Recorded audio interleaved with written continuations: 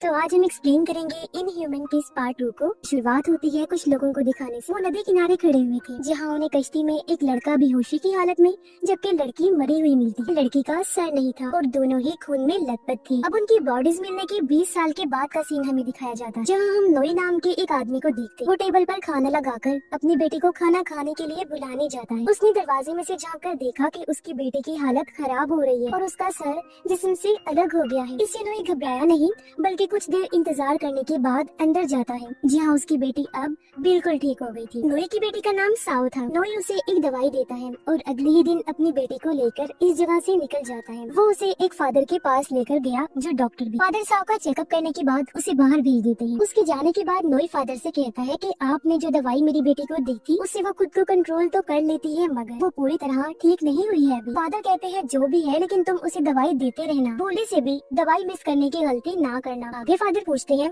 अच्छा बताओ क्या अब तुम्हारे सीने में दर्द होता है जैसे कुछ सालों पहले हुआ करता था? नोई जवाब देता है कि नहीं अब नहीं होता। साओ के पैदा होने के बाद वो दर्द ठीक हो गया है। आगे फादर कहते हैं कि साओ तुम्हारी और तुम्हारी वाइफ की निशानी है। भले ही तुम अपने माजी को बदल नहीं सकती, अपनी वाइफ को वापस नहीं ला सकती, लेकिन अपनी बेटी को बेहतर कर सकते हो। लेकिन अगर गलती से भी तुम्हारी दोस्त की तरह साओ का सलाइवा यानी उसके मुंह का लिक्विड किसी के अंदर चला गया तो वो इंसान भी इन्फेक्टेड हो जाएगा, यानी वो भी साओ की तरह उस कर्स श्राप का शिकार हो जाएगा। क्योंकि हम साओ के लिए जो दवाई बना रहे थे उसमें जो जड़ी बूटी डाली जा रही थी साओ के बड़े होने की वजह से वो उस पर तेज असर नहीं कर रही है, इसलिए मुझे उसमें कुछ और चीजें मिलाकर देखनी चाहिए। असल में 20 साल पहले नोई की एक दोस्त थी जो एक करासो थी। करासो दरअसल इंसानी रूप में एक डेमन मॉन्स्टर होता है जो किसी कर्स श्राप की वजह से ऐसा बनता है। जब भी वो इन्फेक्टेड इंसान गुस्सा करता है या कंट्रोल से बाहर हो जाता है तो उस इंसान के अंदर का करासो जाग जाता है, जिससे होता ये है कि उसका सर जिस्म से अलग हो जाता है, चेहरे के नीचे वाले हिस्से में टेंटिकल्स आ जाते हैं और वहाँ लाल रोशनी जलने लगती है। ये करासो जानवरों और मुर्गियों को खाकर अपना पेट भरते हैं। फिर अब नोई की वो करासो दोस्त उसके करीब आ जाती है जिसे नोई भी इन्फेक्टेड हो गया। लेकिन उसके दोस्त को गांव वालों ने करासो के रूप में जब देखा तो उसे मार डाला, क्योंकि वो उनके सभी जानवरों को मारकर खा गई थी। उसकी वजह से कई और लोगों की मौत भी हुई। अब कहानी की शुरुआत में कश्ती में बिना सर की जो लड़की हमने देखी वो नोई की दोस्त थी, लेकिन उस टाइम वो मर चुकी थी और उसके साथ वाला लड़का जाहिर है नोई था। फिर अपनी दोस्त के गुजर जाने के बाद नोई ने एक दूसरी लड़की से शादी कर ली जिसे भी वो प्यार किया करता था। लेकिन क्योंकि नोई अपनी दोस्त से इन्फेक्टेड हुआ था तो उसकी वजह से अब उसकी वाइफ भी इन्फेक्टेड हो गई, यानी वो भी करासो बन गई। मगर फिर उसने साओ को पैदा किया और जब गाँव वालों को पता चला कि नोई की वाइफ करासो है तो उन लोगों ने उसे मार दिया। लेकिन अपने माँ बाप की वजह से साओ भी करासो से इन्फेक्टेड थी, मगर नोई उसे बाकी लोगों से छुपा के रखता था ताकि लोगों को उसकी सच्चाई पता न चल जाए, क्योंकि अपनी वाइफ और दोस्त की तरह वो अपनी बेटी को खोना नहीं चाहता था। अब हमें फिर से साओ दिखाएगी जो फादर के घर में इधर उधर घूम रही थी। तभी उसे अपनी उम्र का एक अजीब सा बच्चा दिखाई देता है जिसका नाम क्लाउड था। उसके सर से लेकर पाँव तक सारे बाल सफेद थे, साथ ही उसकी आंखें भी अलग ही तरह की। अब साओ उसे अपने साथ जंगल में लेकर जाती है और उसे माउथ ऑर्गन जो एक म्यूजिक इंस्ट्रूमेंट है वो बजाकर सुनाती है। क्लाउड को उसका माउथ ऑर्गन काफी पसंद आया। अब उसे ड्राइंग बनाने का बहुत शौक था और वो साओ की ड्राइंग बना रहा होता है जिसे वो बनाकर साओ को देता है। तभी कबूतर वहाँ आकर गिर जाता है जिसे चोट लगी थी। क्लाउड उसे हाथ में उठाकर देख ही रहा था कि तभी कुछ शरारती लड़के वहाँ आकर कबूतर को मांगने लगते हैं। बच्चे कबूतर को नुकसान पहुँचाने वाले थे, इसलिए क्लाउड ने वो देने से मना कर दिया। तब गुस्से में आकर बच्चे उसे मारने लगते हैं। अब उसे मार खाता देखकर साओ को गुस्सा आ गया, वो कंट्रोल से बाहर हो जाती है और फौरन ही करासो में बदल जाती है। अब उसे इस हालत में देखकर बच्चे काफी डर जाते हैं और फौरन ही वहाँ से भाग गए। उनके जाने के बाद क्लाउड साओ को आवाज लगाता है और वो वापस से नॉर्मल हो जाती है। अब साओ इस वजह से वहाँ से भाग जाती है क्योंकि आज क्लाउड ने भी उसकी असली हालत देख ली। उसके जाने के बाद क्लाउड उस कबूतर को लेकर अपने भाई के पास आता है जो मेडिकल का स्टूडेंट था। कबूतर देखने के बाद उसके भाई ने कहा कि अब ये ठीक नहीं हो सकता, जो सुनकर क्लाउड कबूतर को हाथ में उठाता है और खुद तड़पने लगा। फिर देखते ही देखते अपनी ताकत से वो कबूतर को बिल्कुल ठीक कर देता है। ये देखकर उसका भाई अपने हाथ पर कट लगाकर क्लाउड को कहता है अब मेरी चोट को ठीक करके दिखाओ। तब क्लाउड उसका भी हाथ पकड़ के तड़पने लगा और देखते ही देखते अपने भाई के हाथ को भी ठीक कर देता है। ये देखकर उसका भाई कहता है कि कभी भी इस बारे में किसी को मत बताना और ना ही ये चीज किसी के सामने करना कभी। अगली सुबह क्लाउड का भाई आगे की पढ़ाई करने के लिए इस जगह को छोड़कर शहर जाने लगता है। अब क्लाउड और उसका भाई फादर के साथ बिल्कुल एक फैमिली की तरह ही रहती थी, जबकि फादर की वो सगे बेटे नहीं थे, बल्कि उन्होंने तो दोनों को गोद लिया था। और अब यहाँ क्लाउड अपने भाई के जाने से बहुत दुखी होता है। तब उसकी उदासी दूर करने के लिए साउ उसे अपना माउथ ऑर्गन दे देती है। क्लाउड उसे पूछता है, अच्छा ये बताओ कि कल तुम्हें क्या हुआ था? तब साउ उसका हाथ पकड़कर अपने दिल पर रखती है। तो क्लाउड को उसके अंदर से किसी चीज की आवाज आती है। ये देख क्लाउड कहता है, अब मेरी बारी। वो भी साउ का हाथ अपने सीने पर रखता है। तब उसे भी किसी चीज के चलने की आवाज आती है, जिससे ये जाहिर हो गया कि दोनों आम बच्चे नहीं थे, बल्कि इनके अंदर बहुत पावर्स थी और किसी चीज से जुड़े हुए। अगली सुबह क्लाउड के सीने में तेज दर्द होने लगा। दरअसल साउ ने जो उसे माउथ ऑर्गन दिया था, उस पर साउ का सलाइवा लगा हुआ था, और जब उसे क्लाउड ने बजाया तो वो उसके अंदर चला गया और वो भी इन्फेक्टेड हो गया। लेकिन ये दर्द ज्यादा देर तक उसके अंदर नहीं रह पाता और जल्दी क्लाउड ठीक हो जाता है। वो जब उठ के बाहर आया तो देखता है कि साउ के डैड उसे यहाँ से ले जा चुके हैं, जो देख वो उदास हो गया, क्योंकि आखिरी बार वो साउ से मिलना चाहता था लेकिन मिल नहीं पाया। इसके बाद कहानी में हम 12 साल के बाद का सीन देखते हैं, जहाँ साउ अपने डैड के साथ एक नई जगह पर शिफ्ट हो गई, जबकि क्लाउड अभी भी उसी जगह पर ही रह रहा था। और इतने टाइम तक लगातार प्रैक्टिस करने की वजह से वो काफी बेहतरीन पेंटर भी बन जाता है। अब फादर की दी हुई नई दवाई से साउ काफी टाइम से करासू नहीं बनी थी, लेकिन नोई को उसकी काफी फिक्र, इसलिए वो अकेले उसे कहीं भी जाने नहीं देते। इसके बाद हम जंगल में एक करासू को देखते हैं। उसे भूख लगी थी, जिसे मिटाने के लिए वो एक पिग सुअर का शिकार करके उसका खून पीने लगती है, फिर उसका मांस भी खा जाती है। लेकिन अगले सीन से हमें पता चलता है कि ये करासू और कोई नहीं बल्कि साउ ही थी, और फादर की दवाई आज भी उसके करासू बनने पर असर नहीं कर रही। और जब इस बारे में साउ को पता चला तो वो परेशान होकर रोने लगती है। तभी यहाँ नोई भी आ गया। अपनी बेटी को इस हालत में देखकर उसे सामान पैक करने का कहता है। अगली सुबह जंगल में हमें कुछ लोग दिखाई गए, और जिस पिग को करासू ने कल खाया था वो उसे देखने लगते हैं। उन्हें समझ लग गई थी कि इस जगह पर कोई करासू मौजूद है, जिसने ही इस पिग का ये हाल किया है। इसके बाद हमें एक गैंगस्टर दिखाया गया, जिसके पास उसके कुछ लोग आए और उसे करासू के बारे में बताने लगते हैं। उसने कहा कि हाँ, मैंने कई बार उसके बारे में सुना है, और अगर हम उसे पकड़ लेते हैं तो किताबों में, खबरों में हमारा भी नाम लिखा जाएगा, जिससे हम काफी मशहूर हो जाएंगे। अब गैंगस्टर अपने एक आदमी को एक शिकारी का पता देता है। उसने कहा कि ये आदमी हमारे लिए उस डीमन मॉन्स्टर करासू को पकड़ेगा, क्योंकि ये पहले भी मेरे लिए मॉन्स्टर्स को पकड़ने का काम कर चुका है। अब हमें वो शिकारी भी दिखाया गया, जिसके पास गैंगस्टर का वही आदमी कॉल करता है। वो कहने लगा कि बॉस ने एक करासू को पकड़ने के लिए तुम्हें बुलवाया है। उधर नोए फिर से साउ को लेकर फादर के पास आता है और उसकी हालत के बारे में बताता है, जो सुनकर फादर ने कहा, अब क्योंकि साउ बड़ी हो चुकी है तो हमें इसकी दवाई में कुछ और चीजें मिलाकर देखनी होंगी। वो नोई को कहते हैं, तुम कुछ दिन के लिए साउ को लेकर मेरे घर पर छुप सकते। कुछ देर के बाद साउ क्लाउड के कमरे में गई और उसकी बनाई हुई पेंटिंग्स में से एक को देखती है, जो बेहद खूबसूरत थी। इतने में क्लाउड भी आ गया। दोनों एक दूसरे को इतने टाइम के बाद देखकर बहुत खुश होते हैं और एक दूसरे का हाल पूछते हैं। साउ देखती है कि क्लाउड ने आज भी उसका माउथ ऑर्गन अपने पास संभाल के रखा हुआ है, जो देख उसे काफी खुशी होती है। तभी यहाँ क्लाउड का भाई भी आ गया, जो भी अभी ही मेडिकल की पढ़ाई खत्म करके वापस लौटा था, और फिर सब मिलकर खाना खाते। अब आधी रात को उसका भाई क्लाउड से मिलने आया। वो पूछता है, अच्छा बताओ मेरे भाई, क्या तुम अभी भी अपनी ताकतों से जख्मों को ठीक कर सकते हो? लेकिन इस पर क्लाउड कोई जवाब नहीं देता। उसके भाई ने कहा कि मैं पिछले 10 साल से इस चीज पर रिसर्च कर रहा हूँ, लेकिन मैं ये नहीं पता लगा पाया कि तुम्हारे पास वो ताकतें कहाँ से आई। उधर फादर करासू जड़ी बूटी से साउ के लिए दवाई बना रहे होते हैं। अब देर रात हम जंगल में फिर से साउ को देखते हैं, जो करासू बनकर एक जंगली जानवर को खा रही होती है। अगली सुबह जब उसकी आंख खुलती है तो वो अपनी कंडीशन से काफी परेशान होती है। जंगल में जब कुछ लोगों को उसे जानवर की कटी फटी लाश मिलती है तो वो उसी शिकारी को वहाँ बुलाते हैं, जिसे गैंगस्टर ने करासू को पकड़ने का काम दिया था, और उसे जानवर की हालत दिखाते हैं। अब साउ क्लाउड के पास जाती है और उसके चेहरे पर लगा कलर देखकर वो हंसने लगी और साफ करती है। फिर क्लाउड साउ को अपनी साइकिल पर बिठा कर शहर घुमाने लेकर जाता है। शहर के सभी लोग क्लाउड को उसके बालों की वजह से घूरने लगते हैं, मगर ये दोनों एक दूसरे के साथ काफी अच्छा टाइम गुजारते हैं और बहुत खुश होते हैं। जिस बीच क्लाउड भी साउ को पसंद करने लगता है। रात को जब दोनों वापस आ रहे थे तो साउ कहती है कि आज इतना मजा आया ना, काश हम हर दिन ऐसे ही साथ होते। ये सुनकर क्लाउड उसे कहता है कि अपने हाथ मुझे दो, और अब जब वो उसके दोनों हाथों को अपने हाथों में लेकर आंखें बंद करते हैं तो दोनों को तेज दर्द होने लगती है, इसीलिए फौरन वो आंखें खोल देती है। दरअसल क्लाउड उसे अपनी पावर से ठीक करने की कोशिश कर रहा था, लेकिन वो नहीं कर पाता और दोनों अपने घर आ जाते हैं। अब अगले सीन में देखते हैं कि वो शिकारी एक जगह पर जख्मी पड़ा था और आसपास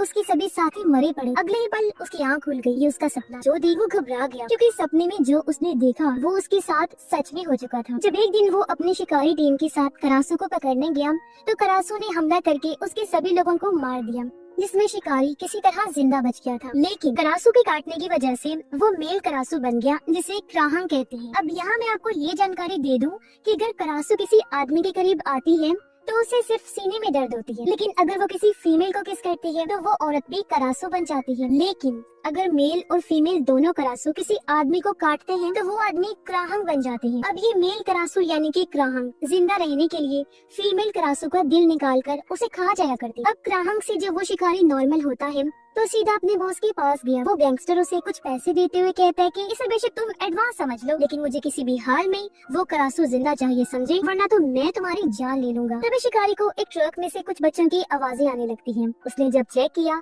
तो अंदर बहुत सारे बच्चों को बंदी बनाया हुआ है। इससे शिकारी को पता चला कि उसका बॉस गैंगस्टर बच्चों की स्मगलिंग भी करता है, यानी पूरी दुनिया में उन्हें बेचने का काम। और इनमें से एक बच्चा इस शिकारी का भी होता है, जो देखकर वो घबरा जाता है। वो जब इस बारे में गैंगस्टर से पूछता है तो उसने कहा कि मैंने इन बच्चों के बदले इनके माँ बाप को बहुत सारे पैसे दिए हैं, और अगर तुम चाहते हो कि तुम्हारा बेटा तुम्हें वापस मिल जाए तो उस करासू को मेरे पास लेकर आओ। अब पूरी रात साओ दर्द से तड़पती है क्योंकि उसे भूख सता रही थी। फिर अगली सुबह दिखाया जाता है कि एक फार्म में बहुत सारे मुर्गियों को मारकर किसी ने खा लिया था, जो काम भी जाहिर है साओ का ही था। तभी इस फार्म में बहुत सारे लोग वहाँ की कंडीशन को देखने आते हैं, जिनमें नोई और फादर भी शामिल। नोई फादर को कहते हैं कि अब हमारा यहाँ रहना साओ के लिए ठीक नहीं होगा, हमें यहाँ से चले जाना चाहिए। उधर अपने कमरे में बैठकर साओ रो रही। वो अपनी इस हालत से काफी परेशान हो गई थी। अब उसे मार्केट ले जाने के लिए यहाँ क्लाउड आता है, पर क्योंकि साओ का मूड ठीक नहीं था इसलिए वो उसे देखकर छुप जाती है। कुछ टाइम के बाद नोई अपनी बेटी साओ को जब वहाँ से ले जा रहे थे तो क्लाउड उसके पास आया। वो बस साओ को देखता ही रहता है, जिसके बाद दोनों बाप बेटी अपने पुराने घर के लिए निकल जाते। क्लाउड का भाई और फादर करासू जड़ी बूटी पर रिसर्च करे ताकि वो साओ के अंदर के करासू को हमेशा हमेशा के लिए खत्म कर सके। आधी रात को बीच सड़क पर अपनी गाड़ी में बैठे हुए हम शिकारी को देखते हैं, जो करासू का इंतजार कर रहा था। पर तभी उसके अंदर का क्राहंग बाहर आने लगा, जिस वजह से वो दवाइयाँ खाता है, लेकिन इसके बावजूद भी वो तड़पता रहा और आखिरकार क्राहंग बन जाता है। अब उस पर नजर रखने के लिए गैंगस्टर ने अपने दो साथियों को भी भेजा था, जो उसे क्राहंग बनते हुए देख लेते हैं, इसलिए वो उन्हें बेरहमी से मार डालता। उधर साओ जब सो रही थी तो उसका सर फिर से जिस्म से अलग हो जाता है, जो देखकर नोई दरवाजे को बंद कर देते हैं ताकि उसका सर उड़कर बाहर न चला जाए। उन्होंने मजबूती से दरवाजे को बंद करके रखा। हालांकि करासू बाहर निकलने की बहुत कोशिश करती है, लेकिन वो किसी भी हाल में उसे रोके रखने के लिए दरवाजे से नहीं हटी। फिर अगले ही दिन वो खून से भरे हुए सभी कपड़ों को जला देते हैं ताकि किसी को भी साओ के करासू होने के बारे में पता न चल जाए। इतनी ही देर में यहाँ फादर आ जाते हैं, उनके साथ क्लाउड और उसका भाई भी। अब क्लाउड को देखकर साओ काफी खुश हो जाती है। फादर साओ के लिए और अच्छी दवाई बनाकर लाई, जिसे वो नोई को दे दे। क्लाउड का भाई घर देखने के लिए जब वहाँ घूमने लगा तो वो नोई के फार्म हाउस में भी चला जाता है। उसने देखा कि नोई भी करासू जड़ी बूटी पर रिसर्च कर रही है, क्योंकि वो भी एक मेडिकल की स्टूडेंट हुआ करती। साओ क्लाउड को नदी किनारे लेकर गई, जहाँ वो उसे उसी का दिया हुआ माउथ ऑर्गन बजाकर सुनाता है, जिससे साओ को काफी अच्छा लगा और अब उसे खुश देखकर क्लाउड भी खुश हो जाता है। रात को साओ जब सबकी सोने के लिए बिस्तर लेकर जा रही थी तो अचानक उसे जोरों का दर्द होने लगा और वो जोर से चिल्लाने लगती है।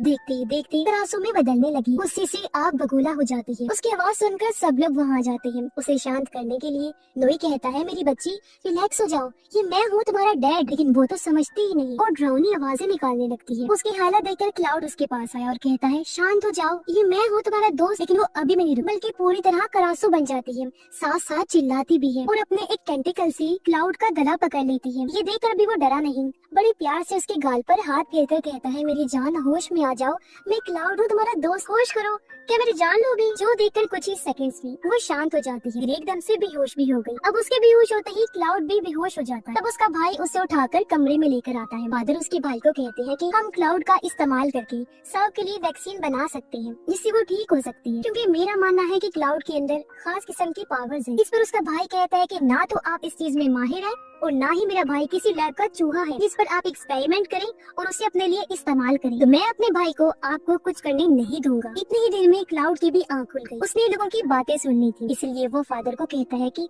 आप मेरा इस्तेमाल कर सकते हैं, क्योंकि मैं साओ के लिए कुछ भी कर सकता हूँ। अगले दिन क्लाउड साओ को फिर से नदी किनारे लेकर जाता है और उसे कहने लगा कि शायद तुम्हें ठीक करने के लिए मैं इकलौता जरिया हूँ। इस पर साओ ने कहा, लेकिन अगर मुझे ठीक करते हुए तुम्हें कुछ हो गया तो मैं तुम्हारे बगैर क्या करूँगी। क्लाउड उसे तसल्ली देता है कि भरोसा रखो, ऐसा कुछ नहीं होगा। फादर क्लाउड के खून के सैंपल के साथ रिसर्च कर रहे। तब इतनी ही देर में वहाँ शिकारी क्राहंग बनकर आ जाता है, जो पूरी तरह बदल चुका था। फादर उसे जानते क्योंकि उसका भी इलाज खुद फादर ही कर रहे, लेकिन आज तक उन्होंने इसे साओ के बारे में नहीं बताया क्योंकि उन्हें डर था कि कहीं ये साओ को मारकर उसका दिल ही निकाल कर खा न जाए। अब क्राहंग अपनी दवाई लेने आया था। फादर उसे कहते हैं, मुझे थोड़ा और टाइम दो, तुम्हारी दवाई बस बनने ही वाली है। अब फादर उसे क्लाउड के खून से बना इंजेक्शन लगाने का सोचते हैं, पर ऐसा करने से पहले ही क्राहंग फादर पर हमला कर देता है। उसने उनका हाथ पकड़ लिया। तो फादर के चिल्लाने की आवाज सुनकर बाकी लोग वहाँ आ जाते हैं। उन्होंने जैसे ही क्राहंग को शूट किया वो फौरन भाग जाता है, लेकिन इनके आने में देर हो गई क्योंकि क्राहंग ने फादर के गले पर काट लिया था, जिससे उनकी मौत हो गई। उनकी मौत से क्लाउड के भाई को बहुत दुख होता है। तभी नोई एक बंदूक लेकर साओ और क्लाउड के पास पहुंचते हैं और इतनी ही देर में यहाँ क्राहंग भी पहुंच जाता है, लेकिन इससे पहले वो किसी को नुकसान पहुंचाता। पीछे से क्लाउड का भाई उस इंजेक्शन को क्राहंग को लगा देता है, जिससे वो तड़पने लगा। नोई अकेले ही उसे निमटने का सोचते हैं, इसलिए वो क्लाउड को कहते हैं कि साओ को यहाँ से ले जाओ, क्योंकि अब क्राहंग को भी पता चल चुका था कि साओ ही करासू है और वो उसका दिल खाना चाहता था। अब अपने डैड को अकेले छोड़कर वो जाना नहीं चाहती, रोने लगी, लेकिन मजबूरन उसे जाना पड़ता। क्लाउड और साओ जो वहाँ से भाग रहे थे तो उनके सामने क्राहंग आ जाता है, पर तभी नोई और क्लाउड का भाई भी आ गए, जो दोनों को गाड़ी में बिठाकर यहाँ से ले जाने लगते हैं। वो तेजी से गाड़ी भगाने लगते, लेकिन क्राहंग भी लगातार उनका पीछा कर रहा था और बार बार उनकी गाड़ी पर टक्कर मार के हमला करता रहता है, जिससे गाड़ी का बैलेंस बिगड़ गया और उनका एक्सीडेंट हो जाता है। इस हादसे में क्लाउड का भाई तो जख्मी हो गया था, जबकि बाकी लोग वहाँ से भागने लगते हैं। तभी बीच में साओ को भी सीने में दर्द होने लगी। उसकी हालत देखकर नोई क्लाउड को कहता है कि तुम इसे लेकर दूसरी साइड पर जाओ, जबकि मैं क्राहंग को रोकने के लिए उसके पास जाता हूँ। अभी भी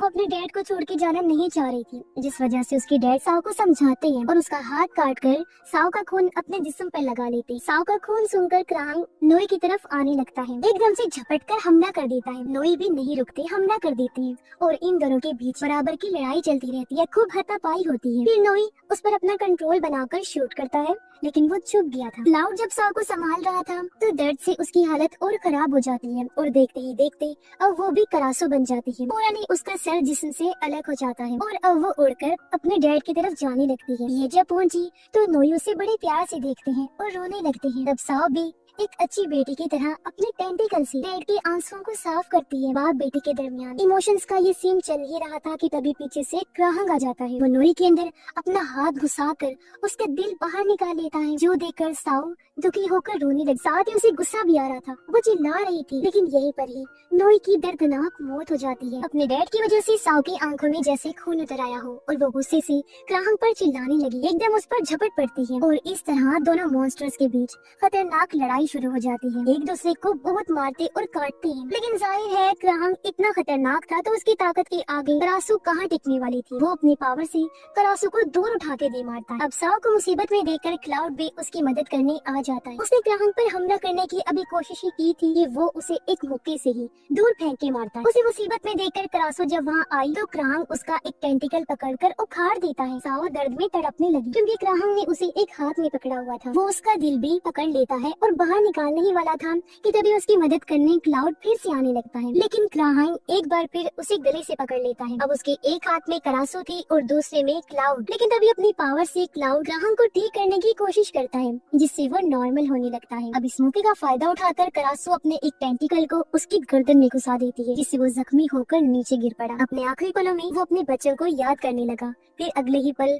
क्राहंग की मौत हो जाती है। अब उसे ठीक करने के चक्कर में क्लाउड भी काफी जख्मी हो गया था, उसका भी आखिरी टाइम आ चुका था। वो किसी तरह साओ के सर को उसके जिस्म के पास लाता है और उसकी बॉडी से जोड़ देता है, जिससे साओ पूरी तरह से ठीक हो गई। लेकिन क्लाउड तकरीबन मरने वाला था, इसलिए दुखी होते हुए साओ उसे अपने गोद में लिटा लेती है। क्लाउड अपने आखिरी पलों में उससे माफी मांगता है कि मैं ऐसा तो नहीं चाहता था, लेकिन तुम्हें छोड़ के जा रहा हूँ, तो मुझे माफ करना प्यारी दोस्त। इतना बोलते ही उसकी भी जान चली गई और साओ उसे खोकर काफी रोने लगती। फिर एक तेज रोशनी के साथ सीन अगले दिन पर शिफ्ट हो जाता है, जहाँ साओ करासू बनकर जंगल में उड़ रही होती। वो अपना कोई नया शिकार जानवर ढूंढ रही थी ताकि अपना पेट भरने के लिए वो उसे खा सके। अब उसे किसी का भी डर नहीं था, वो अपने पसंदीदा जानवरों को एंजॉय कर कर के खाएगी। और इसी के साथ ही ये फिल्म इधर ही खत्म हो जाती है।